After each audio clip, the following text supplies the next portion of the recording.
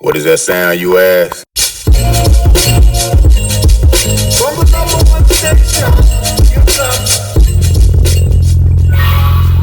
Welcome to the Rec Show podcast, a show dedicated to beatmakers around the world. Kick back, relax with the host, Golden Mind.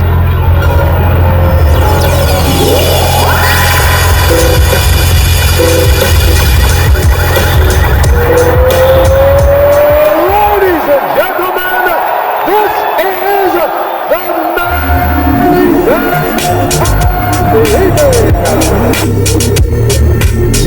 this is the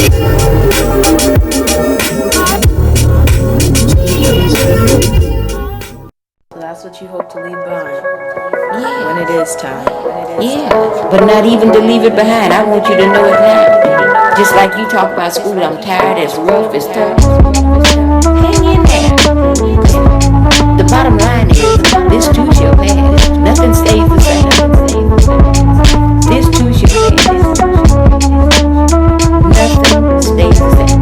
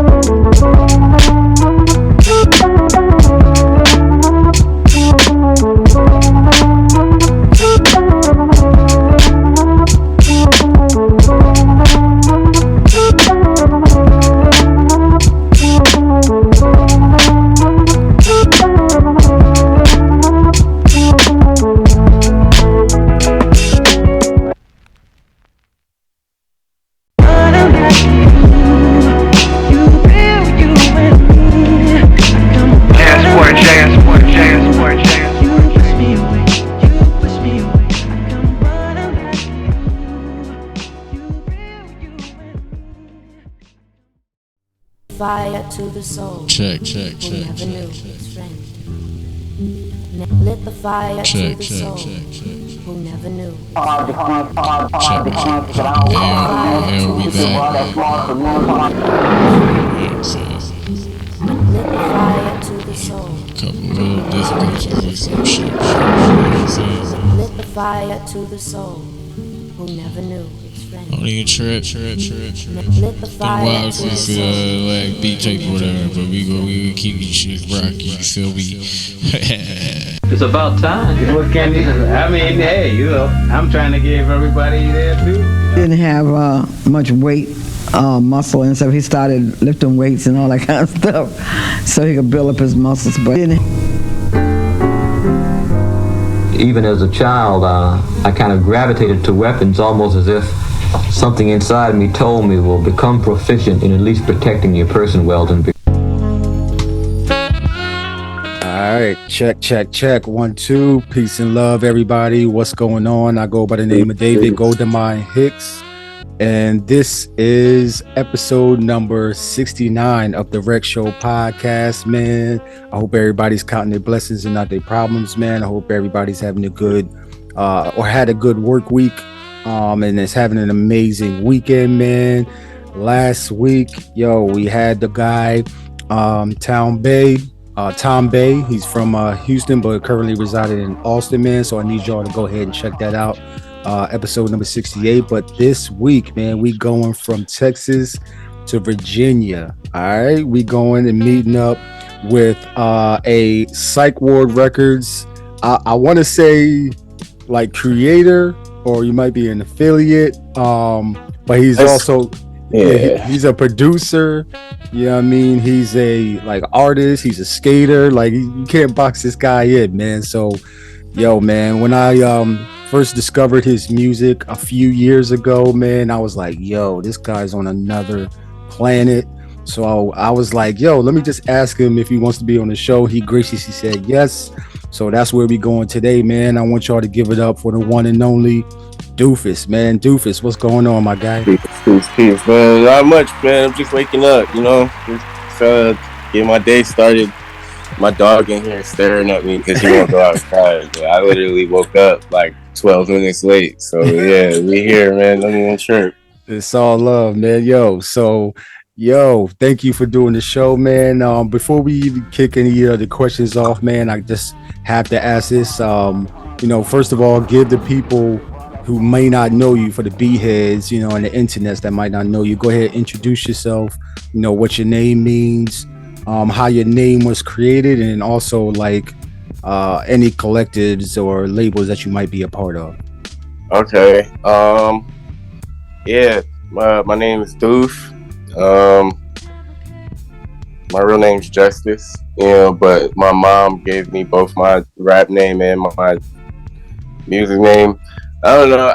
It's just like Doof is kind of just like I was looking for a name and I ain't really know what it was gonna be, and then I think I like made a beat or something on GarageBand, and it was like I called it Doof because it was like food backwards. And I'm like a big ass Doom fan and shit. And then also like my mom just used to like, I was like a goofy ass kid. So like I would do something to like make my mom laugh and she would call me a doofus. So that kind of just like stuck with me. You know what I'm saying? That's just kind of like, that's part of like in how I try to go about this whole music shit. Just try to like find a less abrasive way to go about the shit. I just like have fun, try to maneuver around the shit. I'm down with Psychward. I didn't create Psychward. That's my family though. Like that's like group of my homies that I met through my brother Sadhu Gold up here. And then when we met, it turned out they was both from like the same part of Virginia I'm from. So that was like pretty, like, that's chill. That's like the fam for forever, basically. I got my own collective, Bass Cannibals, Bass Boys University, whichever you want to call that. That's just my fam. You know what I'm saying? Like it's me, Exie the Chemist, fucking Notice, King Kaiju, like just homies. We all kind of like, for the most part, like skate and make art and make music.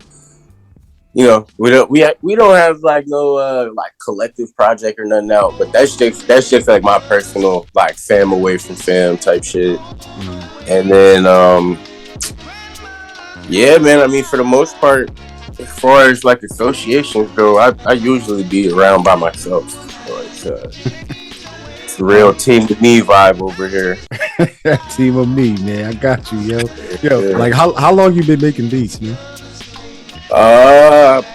Probably like 2009, maybe 2000.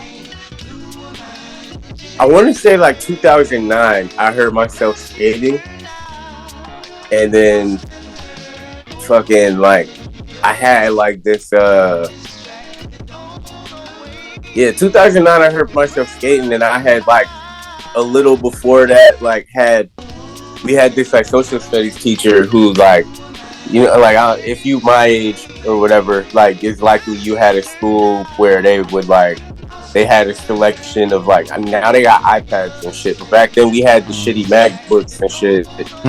And we had a teacher that would basically like, it was like a history class. It was like Black History Month or some shit.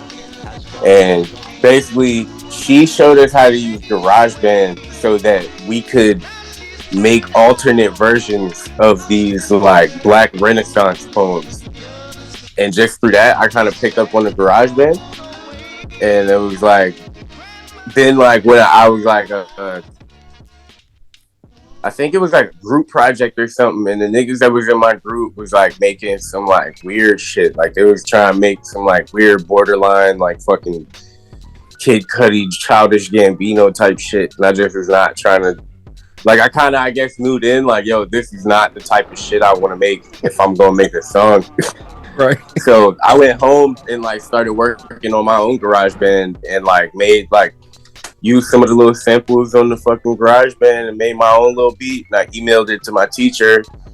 And she was like, yo, unfortunately, you can't use this beat because it's a group project, but you do have a beat now. So, like, do whatever you feel with it, basically. Nice.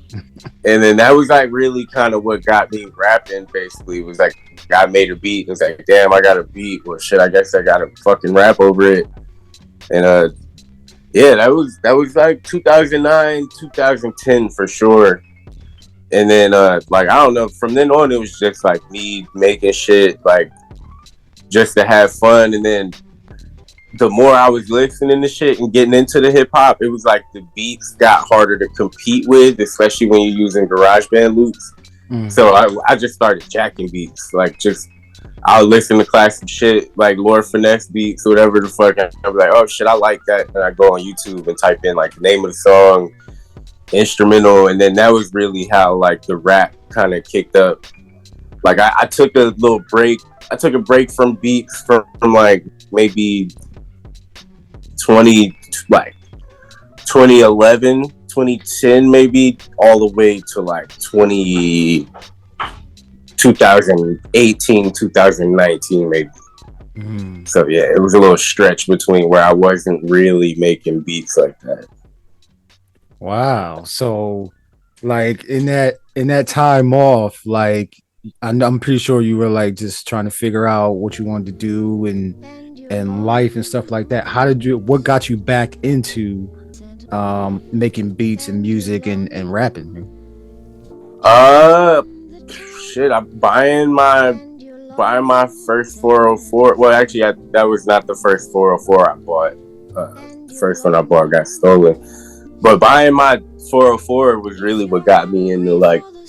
That's what really kind of changed my feeling with the music shit, because it was like, fuck, like I don't know, for a while, like I was wondering why I couldn't like keep focus and shit. With music, because like it just was seemed so fucking like boring to me sometimes. Like it's like, yo, if I don't feel like making anything, I'm not gonna make it. And if I have to open up my computer every time I want to make a song, that shit is just not really appealing to me. So it was just like, you know, I could think of like a million other things to do before I sit down and like try to work on this song. And then it led to me kind of like not really like making music that much, you know. But it was like, I think I had taken multiple bouts with like coming up to New York and adjusting to that, and like just trying to get my life together, basically, you know, like, yeah, just trying to do life, basically. And then eventually, like, I think I made a little bread from the job that I had, and I bought like a 404 at like a pretty crucial time. And then when I got that shit, it was like, it kind of changed the feeling that I had always been familiar with of making music or like making a beat. And it kind of made it feel like I was like more in control of what it was that I was doing. And then also like because of the people that I came up around, like listening to and like doing shows with and all types of shit, it was like my ear was already kind of trained for what the 404 does. I just didn't have one and I had no reference. So it was like once I finally got the 404, it was like all the friends and like inspirations I had over the years, like kind of just like I would allow them to visit me while I was sitting in my room by myself. Like, oh shit, that's how Obliv do that. Like, oh, that's how K's do that. That's how like Best Friend was doing that at that one show, or blah blah blah blah. So then it was more so like, oh shit, like now instead of me having to like click a button and a fucking song happens, it's like the music is now being formed in my head before I even like put it down anywhere. You know, like it's like it was the first time I actually felt like really kind of in tune with the music. So then that's when it kind of like switched up, and it was like, oh shit, like damn, this is what I need to be doing to like because I was also in a wild point in my life where it was like I was trying to take my music more seriously, but then I was also trying to be out like partying with random niggas I don't know and like all types of shit. So it was like that was like kind of a blessing enough at the time where it was like it came in at a time where I didn't really like need to isolate myself or nothing. But when I looked up and I was wondering like, yo, what the fuck is going on? Like, why is all this bullshit keep happening? It was like literally just as easy as like, nah, nigga, you need to sit in the house and like work on these beats, bro. Like, cause otherwise I'm like, I don't know. I try to be, I'm a peaceful dude, you know, but it was like, it don't matter how horrible the people around you are. If you keep going out and choosing to fucking be around them, that's your fault after a while. So yeah, that was really that was when I kind of fell back and was like, all right, I'm just doing this. And I had like an ex-girlfriend I had to get rid of basically because she was trying to distract me. And I did that. I used COVID to do that. So that was cool.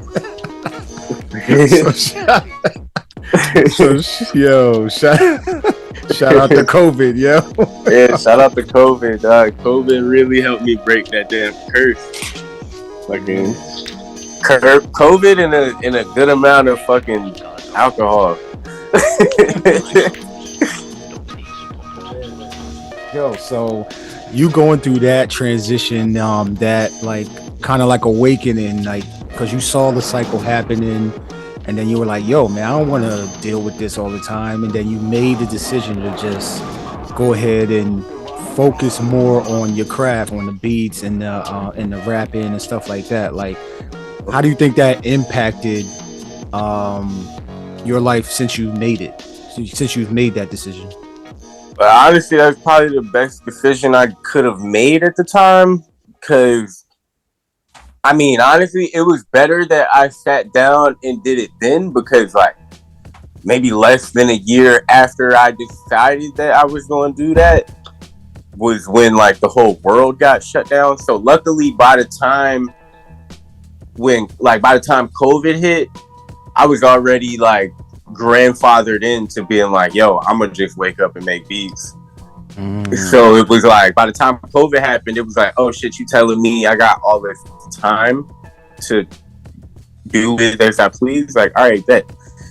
And then I mean, it also kind, it helped me. It gave me more control over my situation wherever I am, because then it taught me like, yo, I can sit here and like I don't know, like it was a blessing, because basically like I come from like my granddad who like damn near raised me.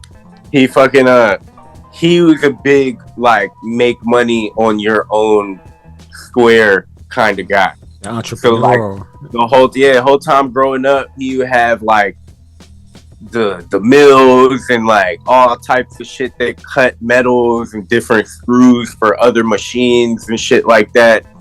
Like the first time I walked in there, he was like, oh yeah, this is where I make my money at. Like I thought he meant that shit literally, you know what I'm saying?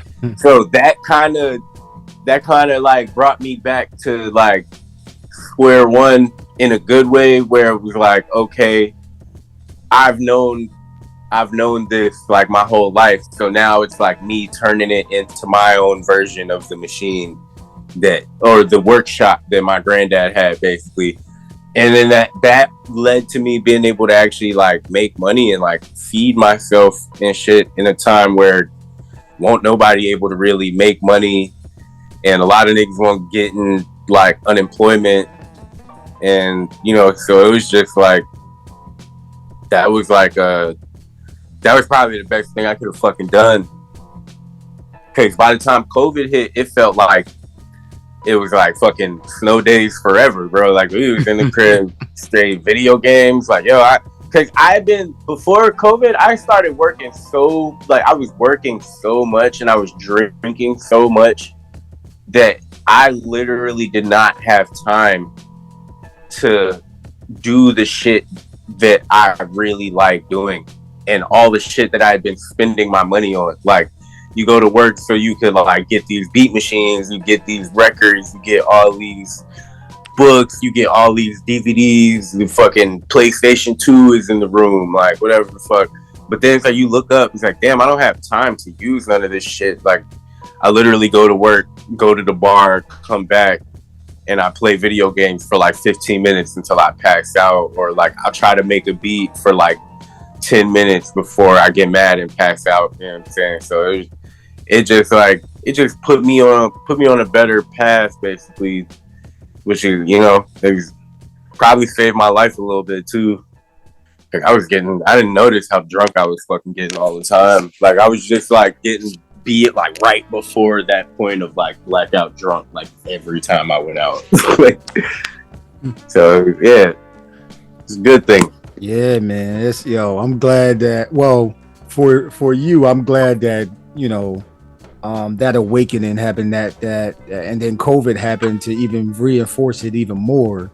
Yeah. So it's because, I might not be talking to you right now. You know what I'm saying? And that's real. That's real. Yeah, man. Yo, so okay, I gotta ask, man, since you mentioned your granddad, I gotta find out like which family members or friends like exposed you to music. Like what were they listening to? As you were coming up.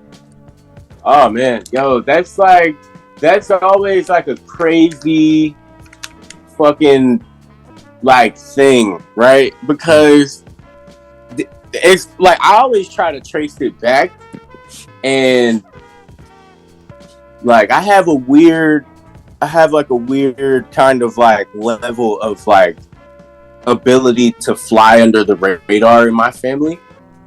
So I don't think nobody really looked at me and was like, hey kid, this is hip hop or whatever. But just naturally through like, I don't know, you grow up, like you're a little kid and you start picking, eventually you start picking shit like when they tell you, because I grew up in a place, like in a family where it was like, you do what you told, you eat the food even if you don't like it, and you go to bed even if you're not tired.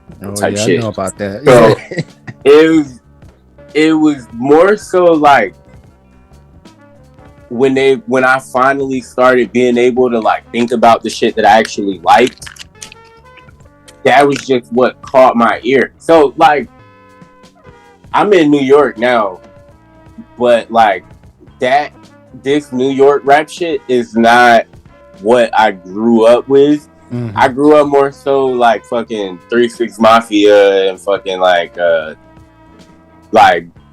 Louisiana mixtape, like fucking Drought 3, fucking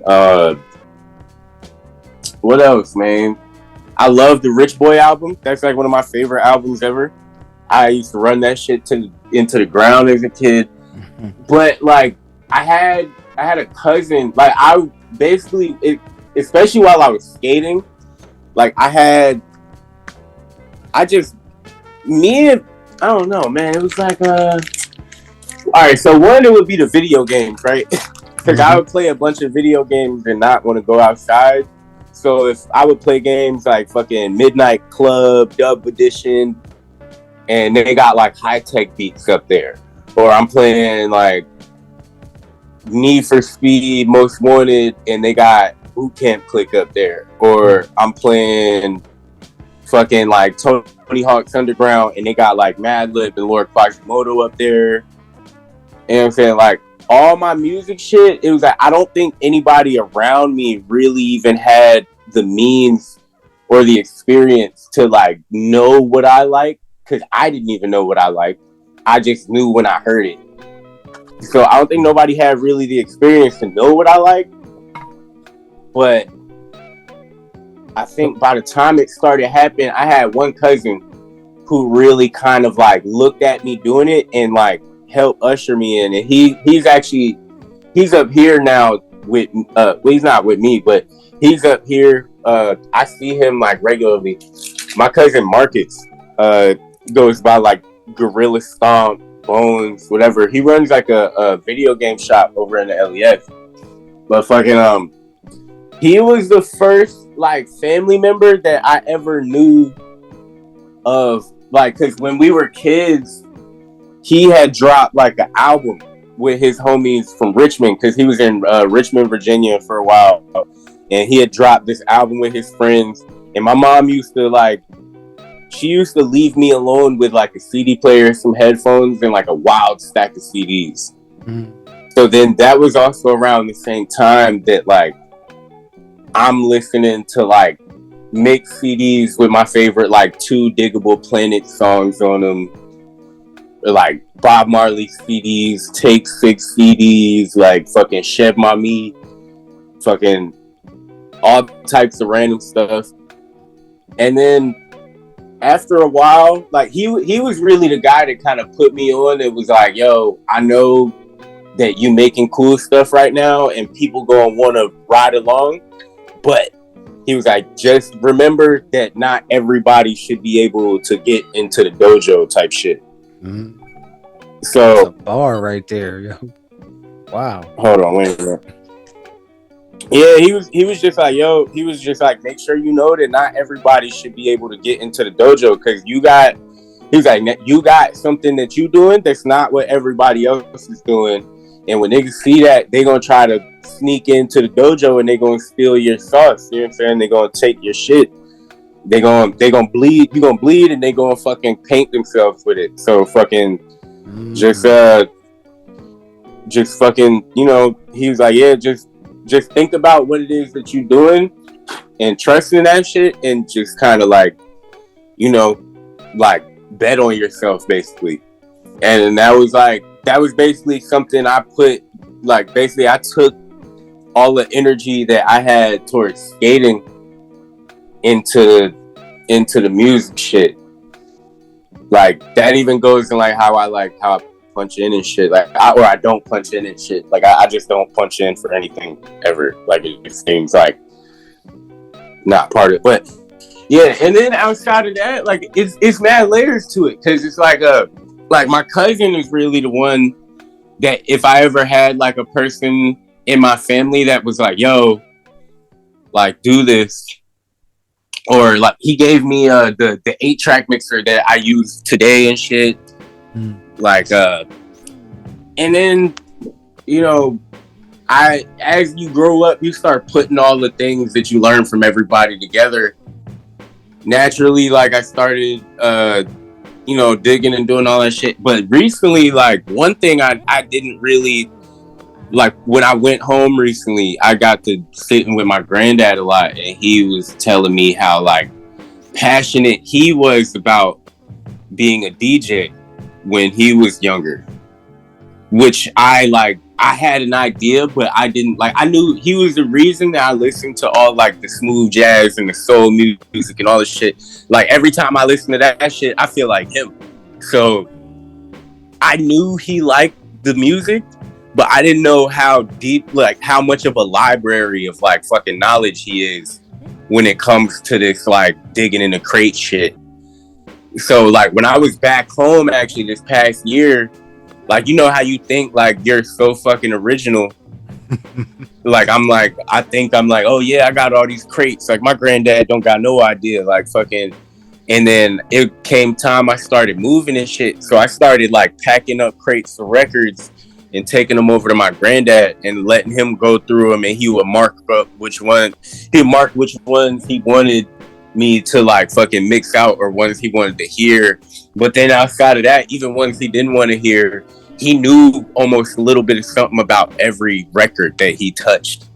So wow, I was just like, and he was like, he's telling me DJ tips and shit, like shit that I already know. But I'm like, yo, oh fuck, like, which like led me to believe, like, which led me to understand. It's like, yo, this old man has been like, cause me and my granddad didn't necessarily get along that much growing up. Like, cause I was like, he wanted me to play sports and shit. and I stopped playing like baseball and basketball, all that shit. I started skating. He couldn't relate to it at all. So we had this wild relationship for like a couple years where it was like, dude, I don't know what the fuck you're on, and you don't know what the fuck I'm on. And we both kind of didn't like each other, but when I would talk to my mom about it, she'd be like, yo, you guys are like the same fucking dudes, so I don't know what you're talking about. And so then, like, naturally, when I come back as a fucking adult and I'm like trying to make face, like, you know, show face around my family and shit, me and him get to talking.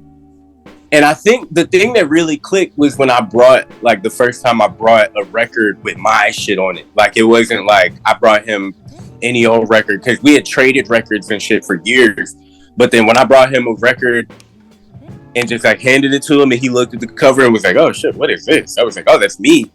He's like, what? And I'm like, yeah, that's me. Like, my voice and shit is on that. Like, you don't gotta play it or nothing. Just like fucking hold on to it, basically. Wow. And from then on, that was kind of like the first time he didn't say it, but that was the first time I kind of looked at him, and he, like, I could tell like he was like kind of proud of me a little bit. You know what I'm saying? Mm-hmm. So then after that kind of opened the floodgates. That's like my fucking man's, like. I'm like, we, you know, I could sit there and talk with him and watch a whole fucking day go by, whatever. And we'll just sit there and talk about like music and like whatever. But it was like, it just dawned on me. I'm like, yo, that's why this old man was like kind of cranky for like over a decade. Cause he was a DJ. He used to like sing soul music and shit. He's like used to being in the crates and any type of music. But then all of a sudden he goes out to the military, he comes back, all these kids are around, and he can't even have his turntable out without somebody breaking it. So he has packed up all of the shit that he actually cares about, literally and figuratively. Like, he put all his records in the fucking attic or in like a military storage over by the deep freezer. And he got his turntable, but he keep it in the back behind his chair so he can play defense if any of the kids try to fuck with it. But it's like I didn't realize how much I really picked up musically, like how much me picking up on small things that he showed me as a kid kind of really echoed throughout like my whole fucking career, really. Because like after a while I stopped, like I didn't want the boom bap as much as I wanted the like boom, boom, boom, like, you know, the good soul, like the good, you know, that good, like, little cut in the beat where homie about to tell you some cold shit right quick, you know what I'm saying? When he not saying, where he about to talk a little bit, like, that's where I get that from. So, yeah, it's a wild, like, especially now, because life's been so crazy and shit has changed so much, I've been kind of forced to look back and actually think about how all of this shit has affected me. And in many ways, like I was telling my cousin yesterday, I was like, yo, we with what we was given, we did a good job of like finding ways to make our situation at least like look or sound better. You know what I'm saying? Mm-hmm. So wow. Yeah, like mad inspirations just come from like where you won't even paying attention to it. You know what I'm saying? Right. Yo, so shout out what you said, cousin Marcus, right? Yeah, my cousin Marcus, cousin Bones. Yeah, shout out to cousin Bones, and then your granddad. Yo, man, like, man, inspirational story, my guy. Like, so now, you know, you getting into making your own music, you getting all the wisdom and knowledge from your cousin Marcus and your grandpops, right? So, like, what's like, when did you know it was time to like release your beats and let the internets hear your beats? It took a little while. I think, no, actually, the first time I felt like it had to happen, it was kind of like I was like obliged to, cause like me and Gray Matter were working on the radioactive spinach shit, and the Mutant Academy shit was starting to like band together a bit more. I think like they had added a few people to the group, and Ben was already down with that. So we was working on a project, and then like parts of the way through like us like making a couple songs, like Gray Matter just got more unavailable. And I was like working and shit, like, you know, I was just like, yo, fuck it. Like, I go through periods in my life where I'm like, yo, fuck music, I'm gonna get this bread and live my life, basically. And I went through one of those. I was working like 2 or 3 jobs or some shit, made enough bread, and I bought me a laptop. And my mom gave me an iPad, and I was like making all the beats on the iPad. Then I would like text them to myself to the fucking GarageBand on the computer, and I would just do that. And that first probably like showing anybody like my beats was like the first tape I put out with I put that out with Trash Supply. Fucking it's called DF. Just DF, and it was like straight like me rapping over these like weird ass iPad beats I made. And that was like the first like bout with me kind of like publicizing the fact that I'm a producer and shit. And then that was chill. But then it was like, because it was the iPad, I only had so much that I could do within like my knowledge of actual knowing like how to use music equipment and shit. And then I, you know, took a little break for a while again, moved back up to New York. And then my mom gave me another iPad, because like she always buys stuff and then she'll either give it to the kids, or if I could use it, she'll hook me with it. And then she gave me that iPad. I got to making beats again. And then it was the same shit. I was like, bro, it's only so much I could do with this. But I love making shit on the iPad. But I was like, yo, you know what would make it better is like the 404. So then when I bought the 404, the beats started coming out like more how I pictured beats to sound, you know what I'm saying? Like the beats started coming out like more official, like not like, and I did hate the fact that it sounded a little more like relatable to other people's shit, but that was like also kind of like, that was like a professional decision, you know what I'm saying? I still get as weird as I can, you know, right. But that was like a professional decision. I just had to like conform a tad bit. And then when I got it to a point where I was like, nah, this is me right here, I dropped I was like pretty adamant, like I was like, yo, I'm not dropping no beat tape, but I was just dropping shit on Instagram.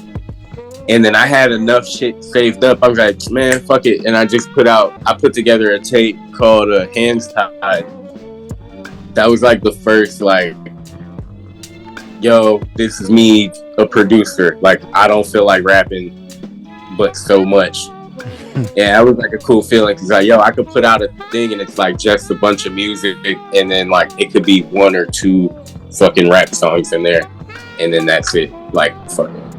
But that was when I really was like, oh shit, all right, well, yo, here's me doing this. And then luckily it was really like, it was pretty well received. Like I even be seeing homies that like they take the formulas of shit that I put out, and I'll be like, yo, that's funny. Like, where, like, cool. Like, it's cool to see shit rub off on people.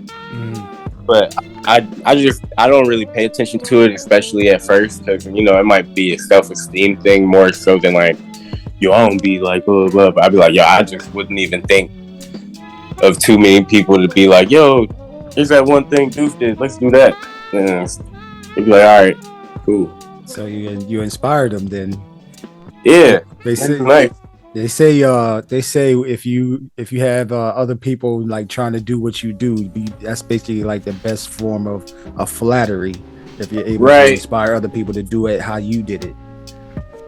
Yeah, that shit is flattering for sure, but after a while, like, dudes have, it's cool if it's one thing, like one, especially if I talk with you and it's always like peace, whatever the fuck. But it also gets to a point where dudes will like have you compartmentalized to where they won't talk to you or they won't respond to you, but they following your shit. And then when they see you drop some shit, they just go automatically to what you did. Rather than like, oh shit, the homie made a cool thing. Like, fuck yeah, go homie. Like, I be it. hyped it. Like, anytime my man's drop heat, like, anytime my friends drops, like, play some shit that's fucking, like, crazy, that's, like, that shit gets me so fucking hyped, and I have to tell them. Like, I'm like, oh my fucking God, bro. Like, yo, that shit, yo. Like, it's like skating, bro. If it, like, it don't matter how much I don't fuck with you, but if you do some shit that's fucking crazy, I gotta be like, yo, dog, like, fuck yeah, bro. Like, that's Right, kudos to you, dog. Like, motherfuckers, like, cause I'm just like, I'm still that much of a skate rat. I'm still that much of like a little kid about this shit, to where it's like, yo, if that shit is fire, it's fire, bro. Like, that shit, like, I can't really, you know, it has gotten a certain level of disrespectful with certain people where it's like, all right, I just can't even really, like, I just can't even, like, go in, like, I can't really subject myself to it that much because I got too much other shit to think about when I hear you. But at the same time, I know the shit is good still, like that, because that's like, yeah, nah, that's, it's understandable why people fucking like that. You know what I'm saying? I got but you know, it's just like, yeah, it'd be nice if sometimes people like fucking got inspired and then told people who inspired them. You know what I'm saying? People be, that's when it gets weird to me, is when people be like so afraid to like have people know that you inspired them. I had this one random fucking dude, like just type dude, I'd be like, bro, you like my shit? Like, word, all right, word, man, you fuck with me, cool. Like, got to talking with the dude, had like a wild, like fucking, like long ass conversation with this dude. Like, yeah, bro, cool ass fucking guy. And then it got to the point where we'd already made like a little beat tape together, like a little small portion of the beat tape together. So I was like, oh yeah, yo, random beat tape, me and this dude. And bro got at me like, oh shit, like, I ain't want niggas to know I like that type of shit. And I was like, bro, then why the fuck is you like, what? I was like, yo, I was like, bro, niggas just be trying to fucking take the sauce and then be like, I don't know, bro. I was like, yo, what the fuck? I was like, oh, word. Alright, nigga. Like, that's what cousin Marcus was talking about when he was talking about you can't let everybody in the dojo. You can't let everybody in the dojo, bro. Man, he'll fuck around. If he's told me shit, Grant, you gotta do a good balance of like fucking, you know, secluding yourself and also like still making sure you make your rounds. But like, yeah, I try to like, you know, make sure I still get around and try to like show my face and shit.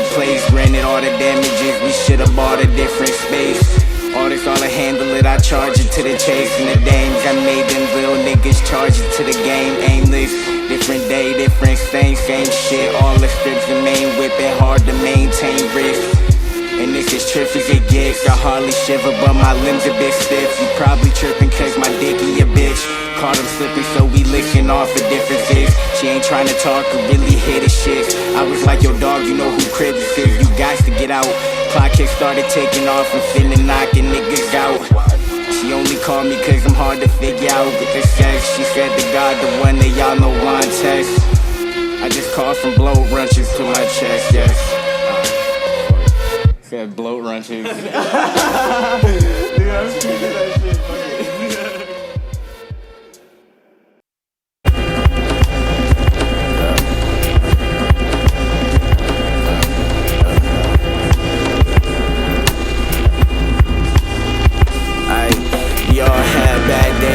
Just another roach into the ashtray, ass face. Style mad play, bottom out of shoddy, stylist mad gay. She callin' while I'm probably out the way. That was I spot this out the way. Lou back, old knew the whole crew smash. True back, stabbies, blow magic. Move rap plastic, he still. When I speak, the preacher feel. Digging in this shit like sneaker hills. That spike was the best life.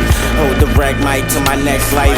While I'm with a time infinite. Where we fuck niggas up and ride bikes. On some real trite shit with the bitch before I got my real license. Smoking till I feel Neil Tyson. The fight is in the bag, shot racking. I told the bitch stop bragging. Every nigga rag by the titty bag snatches. Got really mad after. I'm ripping niggas chains like a master. I'm pushing through your block like a bastard. 2 shoes fast, but the cop shot faster. This is buckshot, first plaster. Ask for the blunt front, Asher. Mad here front blunt lacquer. Mad mix the liquor with my bad bitch. Bags with precision, make decisions. This is savage. Finna get some racks and stop rapping. Finna clear the rack and fuck fashion. Niggas still trapping. Every time I rap, I hear that nigga death laughing. Bitchin' with the action. I'm waiting for that shit to happen. Came a long way, but I'm mashing. Bad bitch, make me stop traffic. Left. Yeah, my situation got the feds frustrated. Justifying my wrongs by living flagrant. Graduate from the basement, flooded in the basement, get submerged. Seas go to the burst. Full course on my mills, niggas eating hors d'oeuvres. I remember fighting on the bus, them niggas was hearses. Full roll-ups, tax shit for the cold crush. She said the blunt was laced with dust. I told that bitch, hold up. What you asking for? Pack of the raw. I got neither for you. Pulling on the track, closest thing to crack. Single on you, leave you on your back. 30 in your cab, deagle on you. It's all cool till the truth come through. Pop my willies on the roof with my Dominican cool. Don't sass on the pussy cause it needed a boot. I put my foot in it, damn near lost my shoe. I could've put you on machine, trying to fuck with you. Hey check, I only fuck with queens. Alexander McQueen jeans. We giving audio dope, the fiends lean 24 ounce. Pull 4, that's a good amount. This lifestyle is hectic, I couldn't take a good roll. 40 below, rough the patches sitting on the elbows. Doofy rope with the shell toes. Ill flows, I got 'em. I'm not carnage, vision cause high problems. Rims the color of mitochondria. Blood like Alibaba. Rip spinal cords, pussy aqua. Essential, pH level sitting at the center. 5 senses. We the 7, I don't deal with 6s. I'm in Philly like 6s. Fucking simple bitches, move to Richmond. Warwick call sizzle like skillets. Crucified on the pivot, Pulp Fiction. 9/11 over Pittsburgh. And D-Mecca like the Pistons. I'm pissed off if I don't get the picture. Bad bitch, pussy henchman. She pop pussy like pimples. Talking out of line, it's 40 to your dimple. It could all be so simple. It could all be so simple. Smoking gas out the rental. Having knowledge, sharpen up my mental. Magnetic, Air Max feet hanging out the fista. Fish doing perfect game, I won't miss it. Family won't miss it. On the low, I rock finish, not kidding. Fully with the box in it. Take you out the picture like a cropped image. Leave your block spinning out of spinach. Non-existent. Coach hoes like I'm Doc Rivers. You said now that I gotta sit you back together. Non-fiction, omniscient. On Obama, pippin' the palm of forms of existence. Palm sitting like a bomb ticking. Bombing fluid, put a hollow through ya. Hallelujah. Holly Berry doing Kama Sutra. Exotic Buddha. My thoughts off to the future. The product diluted. Run up in your spot and loot it. Ever apply foolish. We put fucking food on the table. 5 Cubans. To the pop ruins. Drop bluish. Let's Lufa. Long nose Ruger. Peruvian connect. When I copper stuff in less than tuna. Tetsuo. Let it take you test and send them to Pluto. Finesse loopholes. Fresh Hugo. Yeah, aesthetic pseudo. Me nuke in the boost. Nothing noodle. Guess you never TV new for a blood in a cup of Nouveau. Eating Bruce Chris. Reminiscing on ramen noodles. In the kitchen cooking up like a Marty Bucco. Think like a scholar, still probably shoot.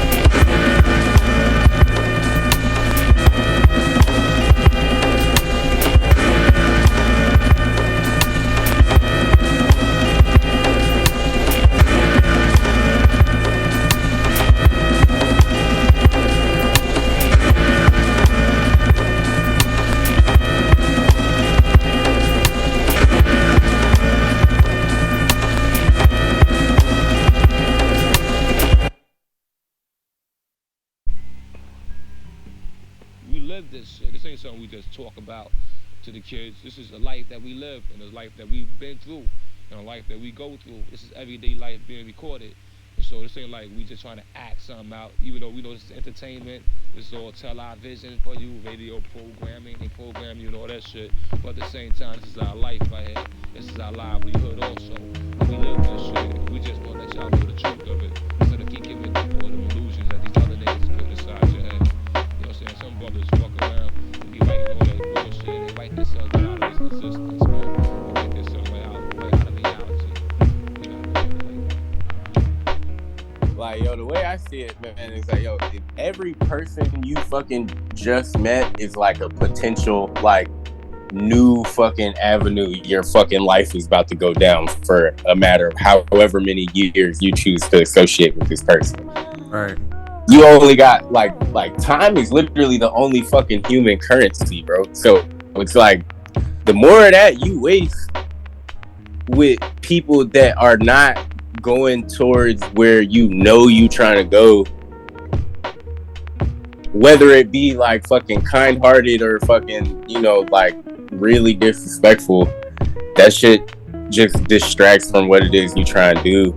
So then, like, especially that little time period I was telling you, I was like, yo, why does this shit keep happening to me? It was like, I've already wasn't like the one to be around that many people. Like, when I finally like called it quits on being like, oh shit, like, yeah, I'm gonna go to this party and like such and such told me about a function over here and da da da da da da. Like, I still wasn't really, I was only doing that with like a certain amount of people. You know what I'm saying? Like, I didn't have that many fucking people I was doing that with, but when it would happen, it would always like end me up in some shit. It was like, yo, why does shit keep happening? Like, oh shit, I was just talking with my mates about that shit yesterday. It was like, yo, yeah, no, you gotta kind of get to a point where it's like, yo, you gotta set your shit up to where you got somewhere to just go and sit down and fucking, where you got somewhere you could go and sit down and you could just kind of like be you and just do whatever you want to do. And the more you do that, the more you learn about yourself. Like, you have no choice but to do that. So it's always like a minor red flag to me when somebody's like always in the mix. Because I'll be like, yo, this person, if anything, I'll be like, yo, this person has probably seen or heard some weird shit from some really like maybe highly accredited people or maybe just some weirdos. You know what I'm saying? Like, I'm like, yo, like I was out with a homie one time, and it's like, at the time it was like, yo, shit, socially I trust you. You had me around some of like the coolest people I know. But then it was like, he brought me around this one. She was like, yeah, we've been hanging out.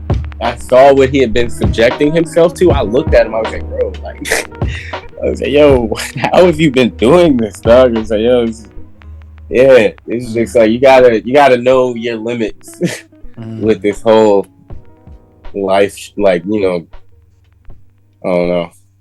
Yeah, I think everybody. That mental health shit is important, man. Yeah, man. Mental health, know the circle, knowing yourself, man, paying attention to your circle. It's all important stuff, man. Like, not exposing yourself too much, like, because people will only let you see a certain amount of who they really are unless you like really close, you know what I'm saying? So right.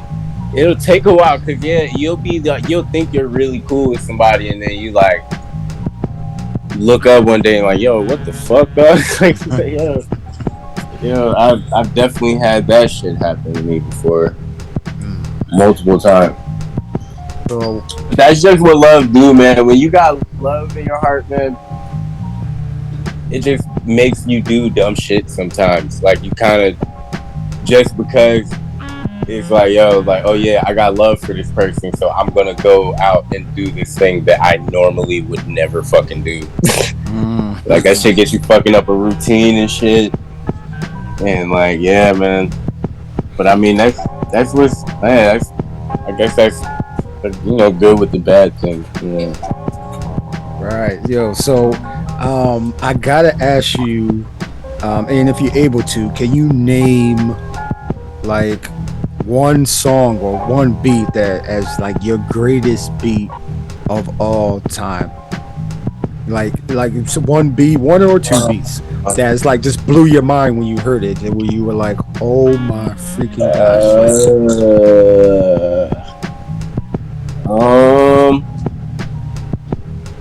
I know it's a hard one. I forget about them after a while. So, but there's one I'm thinking about. I think it's on Cooking Soul Block You. It's called like Werewolf Spell. It's on like the back end of, like, it plays one beat when it starts, and then it eventually changes into the beat that I'm talking about. But it's just like a smooth jump. But I mean, it's like I can't even really say, man. Like I look at them all as like they all got their own life and shit. So they some of them I don't like them as much, but it's a reason I made shit. Like, I'm good for like deleting shit I just simply do not like. You know what I'm saying? So if it's stuck around, it's there for a reason. So yeah, I can't. Let me see. I don't even got my shit hooked up to yeah, man, I don't even have my shit hooked up. Oh yeah, because I just cleared my whole hard drive. So. But yeah, man. I got let me think. This one beat I made with DZ Finesse. It's called Breaking Bread with DZ Finesse. That shit might be one of them. Okay. The simple shit, man. Fucking this is simple shit. Like it's the one shit. I can't remember the name of it. They're Vada rapped over it though. It's like, you're so late getting home. That shit. That was like in a good period when I was like focusing on one machine and I felt like I was learning it very well. Fucking yeah, that beat. Actually though, he didn't rap over the whole thing. So you gotta listen to the whole thing that's actually on the House Shoes Block You shit. Okay. I feel like I got a song named Chupacabras with Emcee, and I like that beat a lot too. Okay, yeah, well, I don't want to jump questions because I seen Emcee on a few projects of yours where he's spitting. So, yeah, we can save that for the next question, man. Yeah, I'm gonna go in detail. So, but okay, let me ask this, man. You seem like you're on a path to learning and trying to figure this whole thing out, man. So, just like my listeners, they're trying to figure out, you know, how to go about creating music or creating art and stuff like that. But what's some of the things that you would recommend, like any books, YouTube tutorials, podcasts, like documentaries, any movies that you would recommend my listeners check out as they're on their own path? Something that impacted you. Documentaries that impacted me. Stop. Come on, chill out. I got you. Calm down. Give myself some. I'm about to have my dog freaking out. So again, documentaries. I'm watching documentaries all the time. I don't know, man. Honestly, it could be a movie. Movies. I feel like it's more so kind of just like state of mind shit too, because it could be some all unrelated, some completely unrelated. You know, I feel like you just gotta get it don't matter really even what you're using, I've kind of figured at this point, but if you get your mind in gear to where you kind of got like a formula to, you know, turn the machine on and turn it off, you know, to make this stuff that you make, you know, find your style. And you know, you could watch as many YouTube tutorials as you want, but you gotta. I watched so many YouTube tutorials and still couldn't comprehend some of the shit until I actually just sat down and started pressing buttons So it's kind of just like being okay with being wrong, and like just like stepping down from the high horse right quick, and kind of just like being a little kid about some shit, and fucking yeah. I can't really say one documentary in general, but which is wild that I feel that way, because I'm always like, I went through a period where I didn't even watch movies. I watched only like documentaries for like a year or two. Fucking, but it's just like, it's more so kind of just like, you gotta find your thing and just make sure you step off from everybody else every now and then and like do that thing. Trial and error.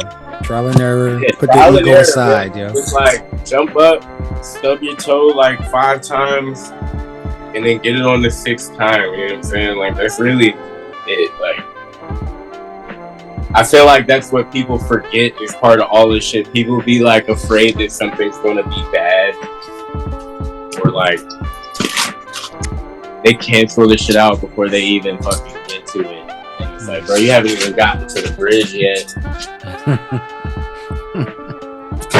Right. Yeah. Especially when everybody got. I know. I got anxiety, so I know if everybody else got anxiety, like fucking everybody freaking out and just not doing shit. They easily quit. I don't know. It's just kind of like more of an application of whatever it is. Like I'm shitty. Like I could read a book. I could read like one chapter of a book and then be like, all right, word, I'm going outside to do this. And it's like, bro, I haven't even finished the book. But I just like took that one thing and then just went and tried to apply it. One documentary I will recommend. There's an On Video magazine Love Park documentary. I like that a lot.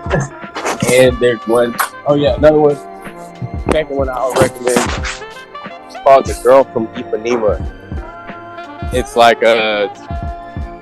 it's just a Bossa Nova documentary. It's a good one. But yeah, I just got documentary references.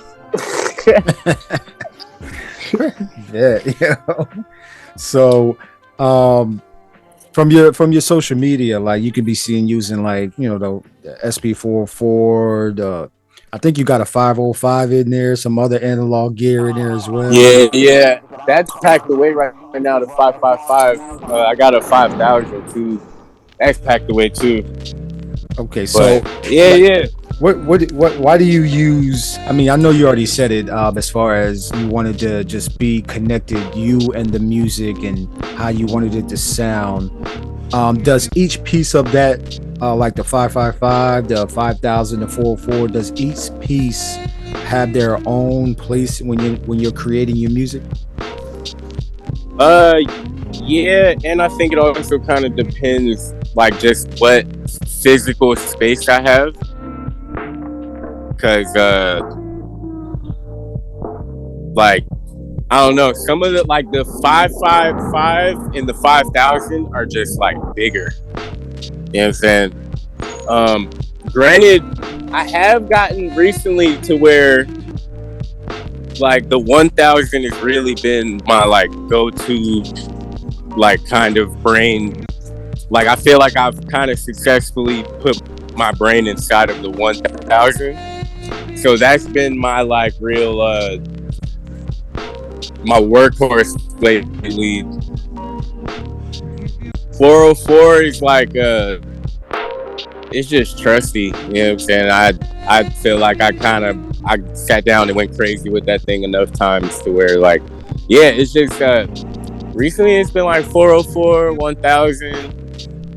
And I actually added a 303 in just to kind of make shit, you know, funky. But are you running these through like a DAW, or you just connecting these? Nah, I don't use DAWs very much. Wow. I've been working with Lungs, so he been like teaching me a little shit on Pro Tools every now and then. Wow. So you completely like DAWless? Yeah. Straight analog. Yeah, everything Yeah, nah, straight analog. I got like that mixer my cousin Bones gave me is it's like an 8-track, and basically you could like turn it into slave mode, and you it's just like turn it into a hard drive, so to speak. So you kind of just like, yeah, I don't have to touch a DAW. I just like mix my shit out with knobs, and then I like resample a master track, and then fucking I'm done. Wow. Wow. That is amazing, man. I've seen people use DAWs, go DAWless. Like a lot of my guests, they use analog equipment as well, but they also incorporate some like Ableton or some type of other DAW that they use, just kind of put it all together and use the DAW as the brains of the operation. But which one of those pieces of gear are the brains of your operation? That's that one is a low key secret. I put you on though. It's the Korg D888. Okay. It's a Korg like 8-track mixer. It's basically like a studio in a box. Wow. Okay. All right. It's still maintaining analog, yo. Still maintaining that analog. Yeah. You know, yeah, man. Yeah. Hey, man. Yeah, I ain't mean for you to give a secret out. You know what I mean? Yeah, nah. It's cool. Yo, but yeah, I can tell from your. I can tell from your music, man. It's like, yo, like it's a feel, but it's also like the sound. Like I just love like the dusty, like the crunchy, you know, the vinyl cassette feel. Like it's throughout your whole catalog. That's that feeling. It's never anything like, you know how it be on the radio, super clean, super crisp, you know, stuff like that. Yo, is that's intentional, correct?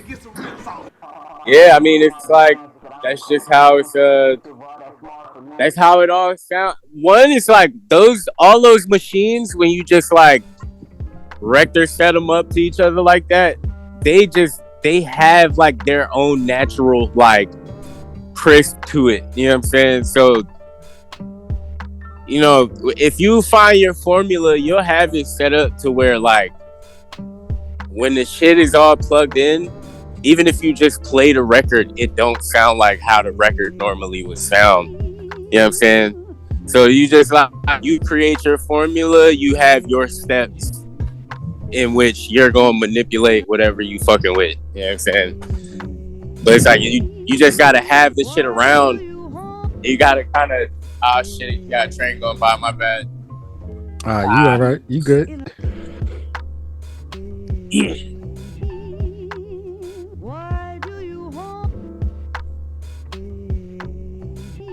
Yeah, but you kind of just got to make sure, you know, you always got the easel out. Make sure you always have it to where you can just step to it when you feel like it. Because if you gotta keep like, especially if, I don't know if anybody uses MPC, but if you use MPC, you gotta take a little time to load the folders up. So fucking, I just try to have my shit like ready to go. I got you, man. So now I gotta ask you this, man. Like, you're more than just, you know, like a beat making music producer. You're a skater, right? You're a rapper, photographer. What else to say on your IG? I think you said wheelie boarder. You're like a whole bunch of different wheelie board. You're a whole bunch of different things, right? Like, are these personal interests, and like which one of those are like your first love, yo?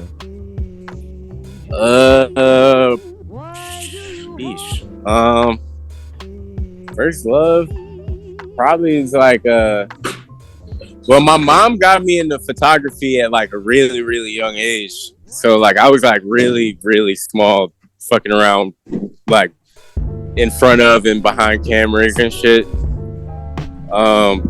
Shout out to moms, yo. Yeah. So probably maybe photography came like, you know, earliest. But then It's also like, I don't know, I think music and skateboarding kind of hit like around the same time a little bit. Another train. It's all right, yo.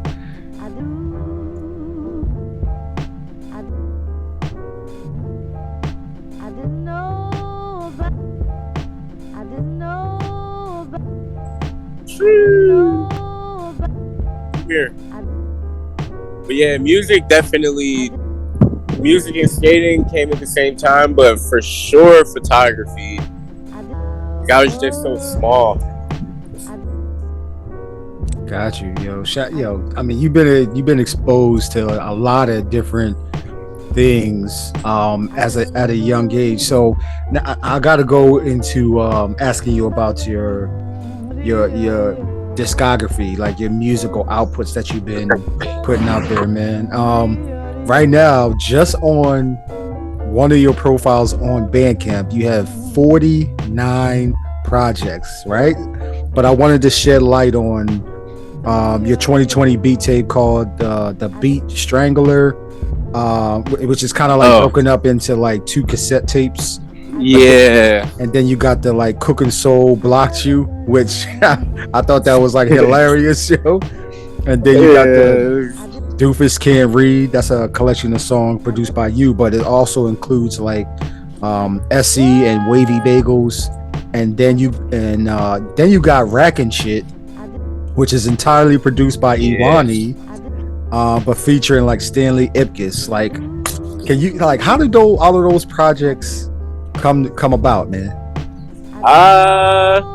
So all of the way every single like Blocked You project has ever happened is that it was gonna turn into some other project, but then somebody that I thought was fucking funny to blocks me, and I'll be like, oh shit, nah, this is what I'm going with. And that's what it is, like every time. It's never like premeditated or nothing. It'd be like, it's just be funny because I mean like, you know, I'm not always the most professional dude, but I be talking my shit a little bit. It'd be funny, but I don't think I be like disrespecting people too much. You know, I mean sometimes, but like I don't be disrespectful that much to people on Twitter. You know what I'm saying? So, like, I think the one I did ask for, the one I asked for was Lupe Fiasco. Because I saw that he blocked one of my homies. And I was like, yo, please block me. Because I don't want to hear it. And he did it. And then I was like, that. Got the cover art. But then, yeah, that's how all of those happened. Fucking, the Ewan shit, I've just known Ewan for so long. So anytime me and him work together, it's like mad natural. It's like easy. We don't even got to be in the same room. Fucking which is the other one you said? You just talking about DøoFus Can't Read. DøoFus Can't Read. That's your most recent one too. Yeah, man. Yeah, that's amazing. That's that album is amazing. That was kind of my that was me fucking making a soundtrack to my escape from Virginia, man. Yet again, you gotta try hard to get out of that motherfucker. So yeah, I had a shit ass job, and I found like me and Essie, we found technically I definitely stumbled upon it, but I found this like treasure trove of like good records in my neighborhood in Newport News, and fucking basically I went in over the course of like a couple months and just bought like all the fire records these people had, and I would go around to like different thrift stores and shit and like whatever, but I was like randomly, it was like kind of just sent from heaven, because usually you don't really find that good of records, especially where I live in the 7-5. Usually you go like a city over and it's like good records, but they're like fucking $30 or something like that. So fucking, I got all these records for a good price, and I was just like making tip money at this dumbass job, and I would just like buy a bottle of wine and come home and chop up records, and I would just like get drunk and make beats until I kind of like I would just get drunk and make beats until I made a beat that I wanted to rap over, and then that was like I did that. I think it was like I was doing like a song a day for like multiple different periods. Like 1 week period, I would do like a song a day, and then another week period, I would do like a song a day, and then naturally the shit kind of just like schmoozed its way together. Fucking yeah, that one, but that one ended up being a little more. After all was said and done, and I finally got out, that one kind of ended up being a little more sentimental than I'd have liked it to have been. But it was, yeah, that one is. I'm still getting to the point where I can listen to that one again. Like, I think I listened to it so much, and I was doing so much to it as I was making it. Cause like once I get like 5 or 4 songs, I'll like fucking put them into a playlist and then listen to it over, and then I'll like make a song and then I'll add it to the playlist.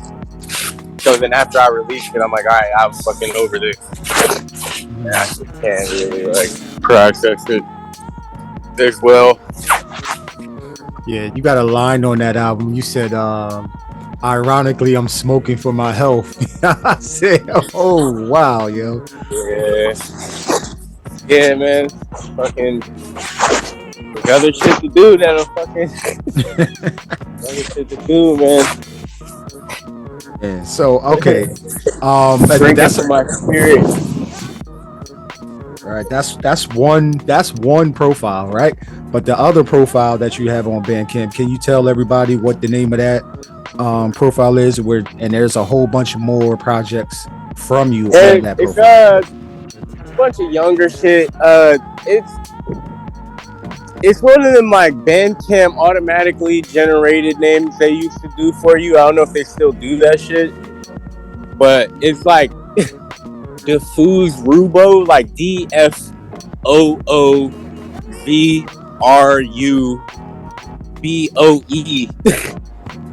like .bandcamp.com or some shit, and it's basically like just all my young shit leading up to me kind of like getting set up with like music a little bit. And then being like, yo, I don't even want to associate none of this new shit with that. And I made a new one, like kind of buried the hatch on that one. It's still there, I just don't promote it. Yeah. But it was like, yeah, it was a wild time. I was making like a 16 song mixtape, and I released it for $3. Just seriously didn't see why anybody would buy it. You know what I'm saying? So it's just like, yeah, but like, people like me, like I'm interested because, you know, like if I'm interested in an artist, like I'll go back to where they started because you got to see bro, like the growth. I'll send you the link. Let me get off the phone here. Word, man. Yo, I'm always. I'm sorry.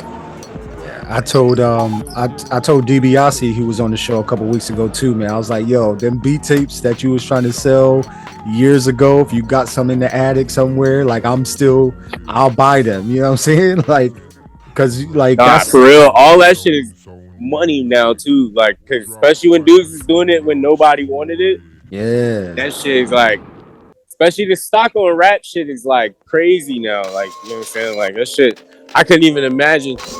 Like, I went over to Europe and I told somebody that I was able to sell somebody a cassette for $25, and they laughed at me like they thought I was bullshitting. Like, what? Wow. Wow. You get they say beat makers and but like artists overseas, they get more love and more support than compared to in the States, where you would think your home country would support you, but it's you would think. Yeah, you would fucking think, but nah. That's partly why I'm trying to get over there. I'm trying to be out soonish. Yeah, man. Because like if you do it, man. I know Iwani traveled over there. He did it with like Fly. Ah, man, how I'm saying this. Yeah. I think he was DJing his tour over there. Yeah, man. And Brain Orchestra is getting ready to go back over to the UK. He's from Jersey, so yeah, man. Like, I got plans too. I gotta go and I gotta do some medical tourism. I gotta go fucking get my teeth fixed in another country because they'll try to fucking run you through the goddamn earth here to get your shit fixed. Yeah, man. So fucking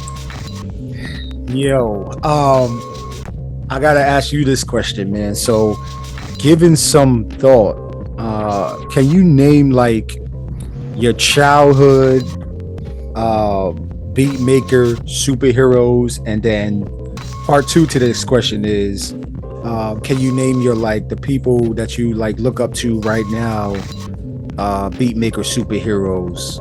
And no genres off limits either, so you can go outside the box as well. Give me a second. Childhood ones, definitely like childhood ones was definitely like Madlib, fucking fucking honestly enough, fucking Paulo the Don. Okay. You know about Paulo the Don? Yeah, bro? Paulo the Don, yeah. Yeah, Paulo the Don, man. That nigga was one of the most astounding beat makers. Bro, he was like, as a kid to me, like that whole tape had me fucking on one as a kid.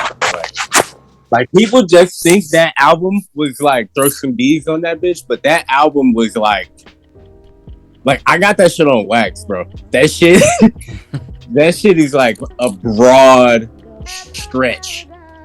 Like he was not pandering to one group of people on that album. Like he produced something for like everybody on that fucking album. Fucking so like as a kid it was definitely like Paulo the Don, fucking Madlib, because I'd heard him in video games and shit, and like who else?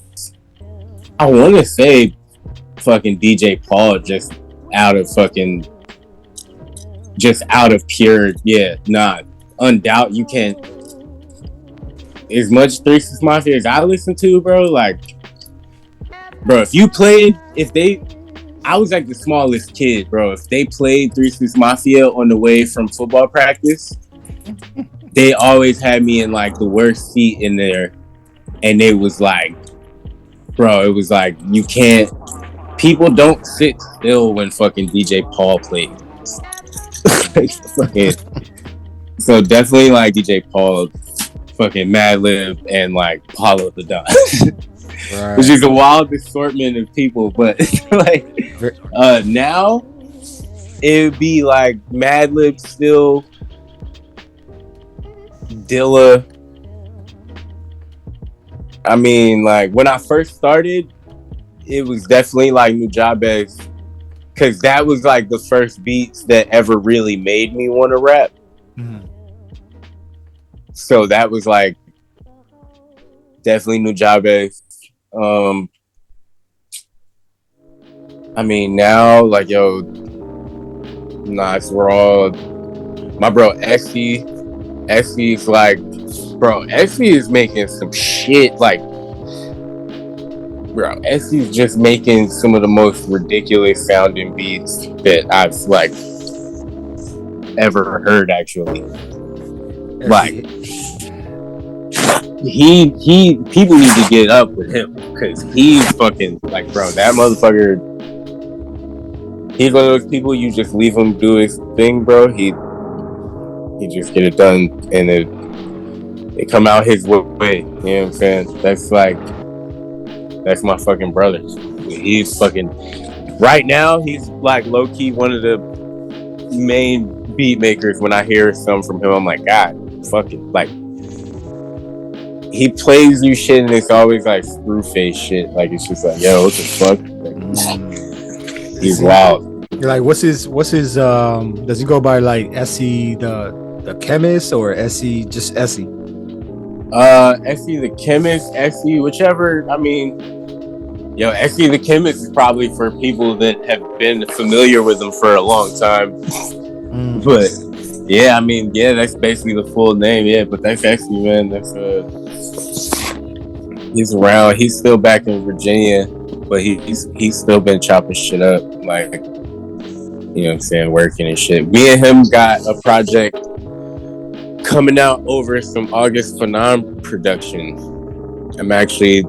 I just finished a couple projects, or I just finished a project last night, so now I gotta sit down with Essie and finish this other shit. And then yeah, looking forward to that. You know, I'm looking forward to.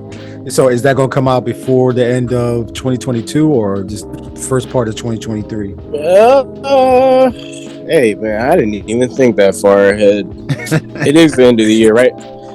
Yeah, probably man. gonna be next year. Yeah, I think I might hold everything until next year, or I don't know. If I get this one thing done this month, it might come out in like a couple weeks. So, because I actually just finished the last song for this project I'm working on with my man's Fanran last night. So, we just need cover art, and I gotta do like a couple, like, you know, final touches on the songs. But yeah, that's actually done. It was supposed to be 5 songs. I think I made 6, and then I'm gonna add a couple little, like, you know, little doodads and shit. But yeah, I'm actually about to drop something fairly soon, it seems. I actually didn't even think about that. So, you talked about cover art. So I'm gonna ask you, like, if when my listeners listen to this, I need y'all to go to Bandcamp, support the homie on Bandcamp. But I've been looking at, I think I have one of your cassettes, man. I gotta look at my cassette collection, man. But I think your cover art for your projects, it feels like you got like a brewery, like you do it yourself or with the homies, and it's like a personal touch to it. Is that all you doing your cover art, or are you outsourcing? Like, because it looks phenomenal, man. Like, it depends which one you're talking about, because certain ones I did not do, like the Hood Rat Noir and the Swamp Funk shit. Mm-hmm. I did not do those. That's the homie Ivan Merlin, I think, out of like Oklahoma.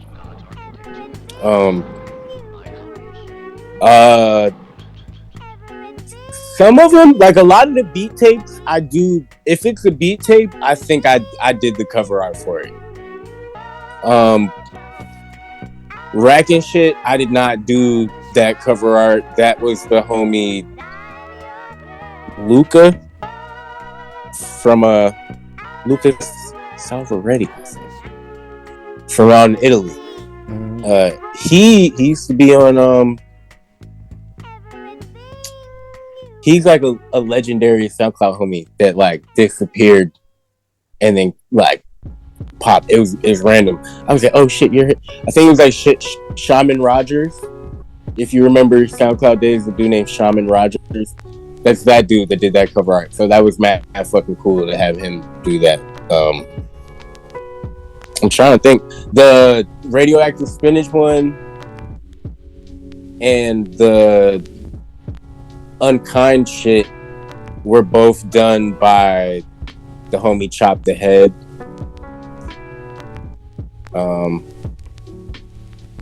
But yeah, for the most part, if it was like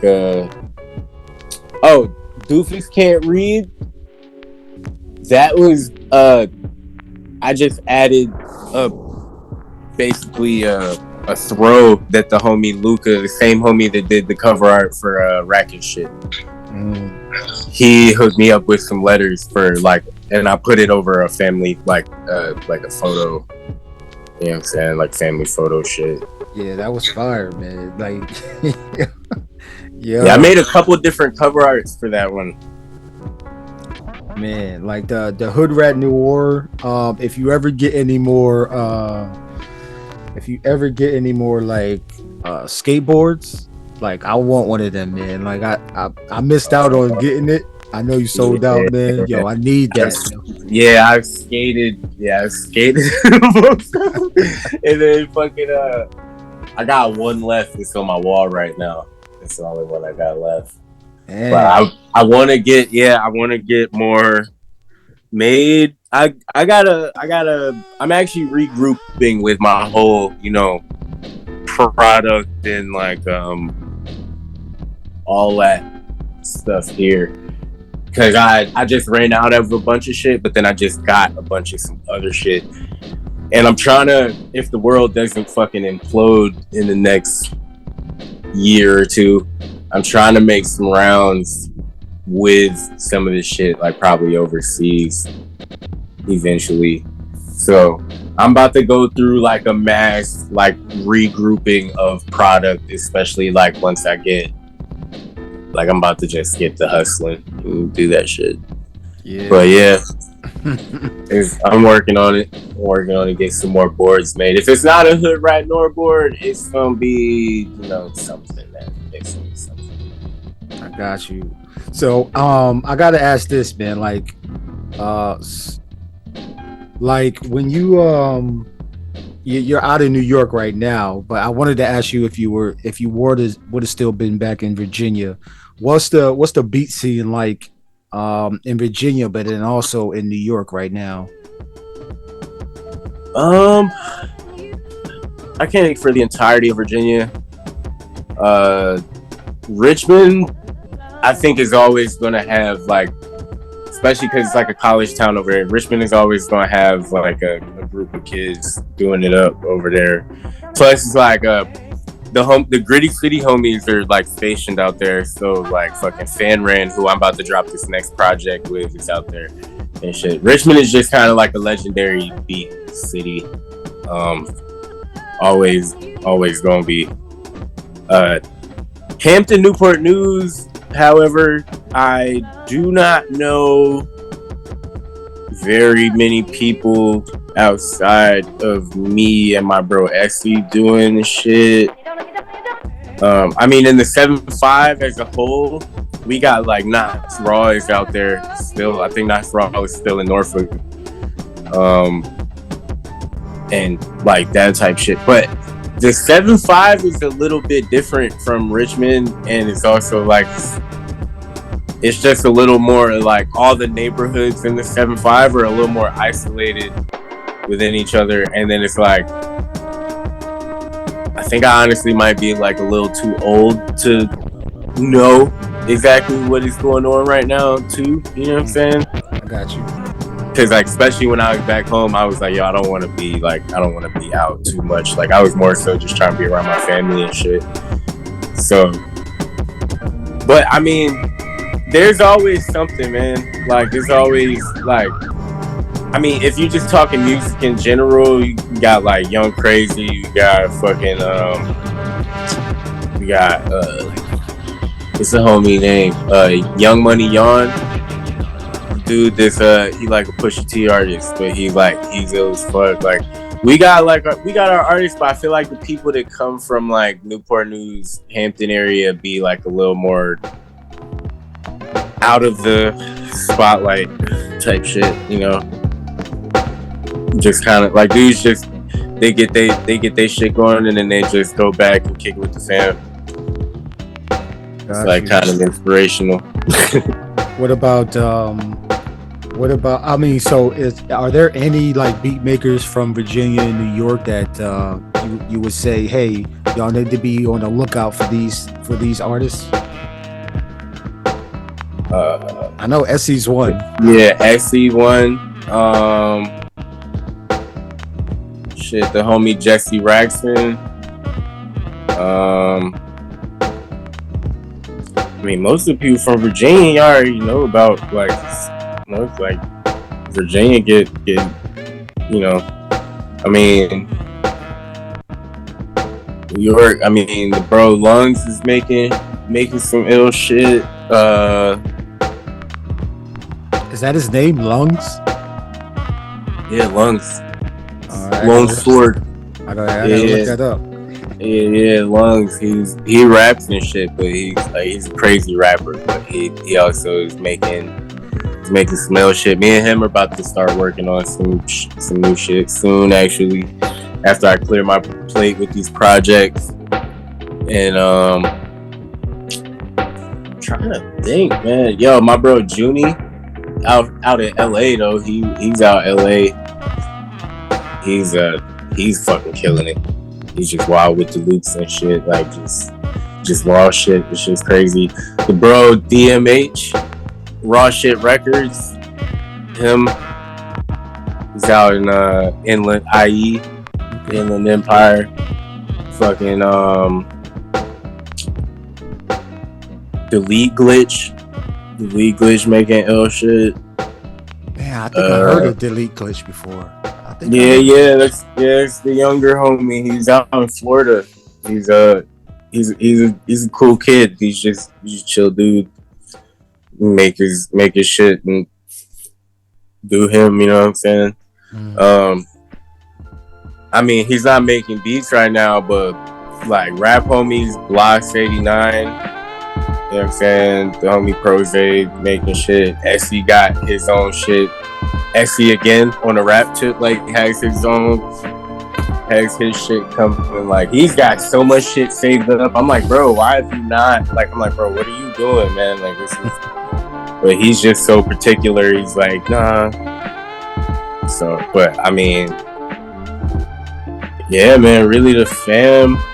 But at the same time, I also don't be in the sphere like that. I just listen. I listen to a lot of the same shit over and over again.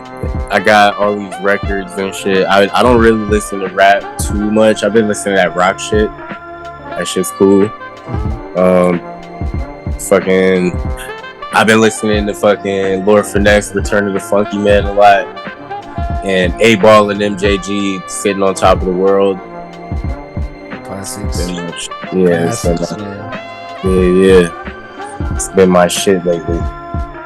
Okay, so as we get ready to round this out, man, I gotta ask like two questions. So first one is, what's one thing you wish you knew before you started making music and then on your own like creative journey?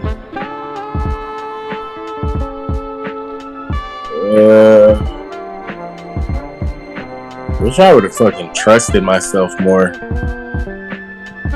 Like I wish I wouldn't have thought I was like tripping sometimes. And like if I'd have trusted myself a little bit more, it'd been, yeah. Like I mean, I'm in a good place now. You know what I'm saying? I'm blessed and I'm thankful for everything I got right now. I'm up right now compared to what the last year or two was. So fucking, yeah, man, it's just like, yo, you could have just trusted myself a little bit more. That's it. Yeah, yo, that trust yourself.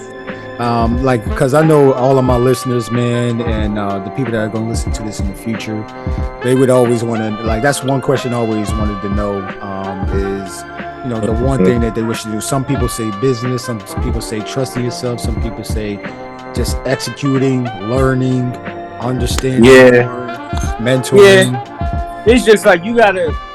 If I did have like even a single word of advice, like yo, whatever you did to fuck something up, you know what I'm saying? As long as you gather in new information and moving accordingly, like in your present day life, then I think you're gonna be good. You know what I'm saying? So don't just be doing no old bullshit off of some old information. You know what I'm saying? You just gotta grow. That's it. And that's all I'm trying to do at the end of the day, man. Just trying to grow. That's it. It's just cool. That's all we do. Can do is expand, man. That's all we're doing.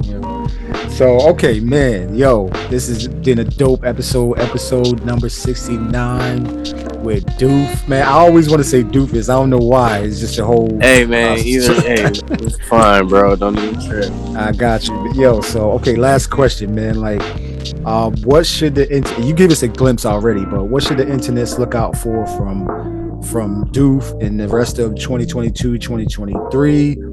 How can people tap into you? Your music, go ahead and like put out like any projects you might have coming out, plug your socials, and then any final thoughts. All right, I got Snake in the Rat Trap with Fan Ran, Gritty City Records, coming out probably sooner than later. Once we get this whole packaging thing done and maybe like a couple, little project things done. We don't have a name for it yet. We got a project with Emcee in August for 9. That's most parts of the way done.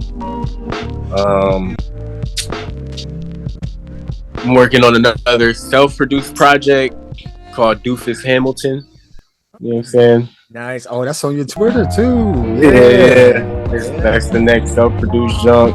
That's probably gonna be a while.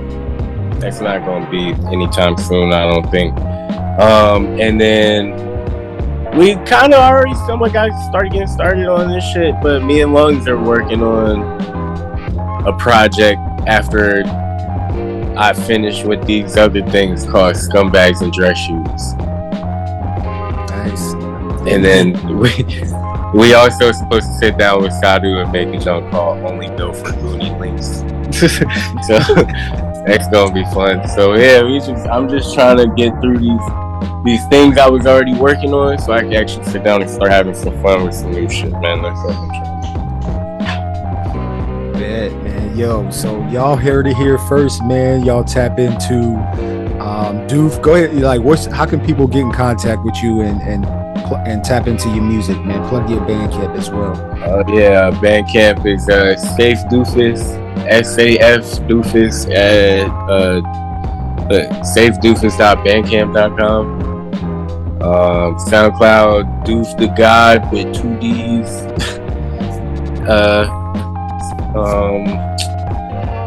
I'm about to start putting shit back on Spotify. I'm about to start putting old projects on Spotify and shit. What else? Shit, I'm trying to start doing my YouTube thing more. 757 DøoFus on Twitter, Instagram, YouTube, all that shit. So yeah, I'm not hard to find, man. Hit me up. Yeah, man. Yo, y'all heard it here first, man. Doof from Virginia, currently residing in New York, man. Yo, it was an honor having you on the show. I appreciate you, man. Y'all tap in to what this man has going on, yo. Some amazing music, man. It's yo, like you can put it on, like especially your last 2 projects. Let me make sure I get the name right. DøoFus Can Read. Man, that's man, I get goosebumps when I listen to it, because it's just I guess the emotion you put into it, man, like yo, it comes through like nice. So yeah, thank you, man. I really appreciate that, dude. Yeah, man. So y'all go ahead, support Doof on social media. Go ahead, support on Bandcamp as well, man. Buy that merch. Support, man. My man trying to do big things. So that's all we can do. That's all we gonna do is support artists, beat makers from around the world. Yo, they mutants, man. So everybody that's on my podcast, man, is always a mutant. I'm not taking from the Mutant Academy, but yo, y'all on the red colors. You know how the X-Men, you know what I mean? Professor Xavier, like, yo, the white people are the humans, and like, yo, that's y'all, man. So shout out to y'all, man. I appreciate you, man. Yeah, thank you for having me, dog. Yeah, it was an honor, man. I appreciate you, man. Sure, man. Love. Be safe, bro. Yeah, everybody. So that was 757 DøoFus on episode number 69 of the Rec Show podcast, man. A podcast for beat makers by Beatmaker, man. So, yo, man, if you have a amazing beat maker out there, music producer out there, man, send them my way. Send me an email. If you want to get in contact with the show, send an email to the Rec Show podcast at gmail.com. Let me know, man.